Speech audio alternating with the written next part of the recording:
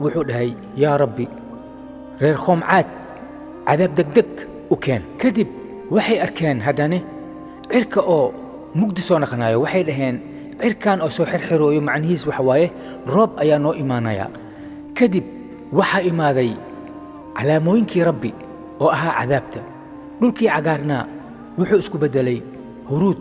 webiyadiini way gureen beerihii quruxda badnaana waxay bilaabeen inay oo mid u soo go'aan oo ay gubtaan dadkii xoogga weynaa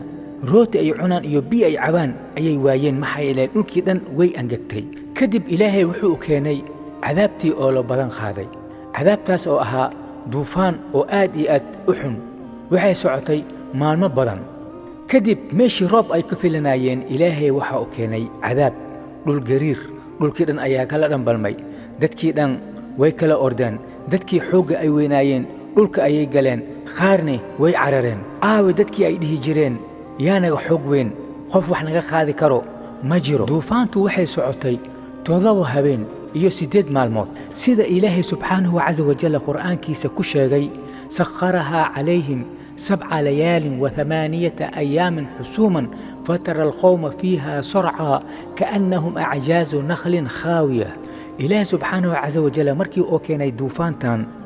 دادكي أو حوق وينا إيا بخوركي قريه أو دهبكا إليسين إيا قريه أو أي كتلمامي جيرين جنة لمان توضو والا بابي إيي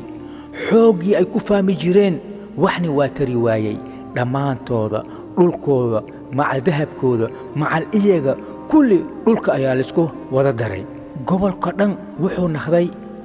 meel oo weligiisba aan lagu nooleen walaalahayga khisadii Khoomul Caad halkaas ayuu nagu dhammaaday Khoomul Caad waa la baabi'iyey waxay ku faani jireen yaanaga awood weyn run ahaantii Khoomul Caad waxay ahaayeen dad oo xoog ilaahay siiyey xoog ayaga la siiyey dadkii ka horeeyeen xataa lama siinin saryahooda ama guryahooda waxay gaari jireen daruuraha dheeraanta irama daat alcimaad allatii lam yukhlaq mithlaha fi lbilaad ayuu dhahay ilaahay laakiin iyaga way kibreen shadaad wuxuu sheegtay ilaahinimo iyagana waxay bilaabeen sanamon inay caabudaan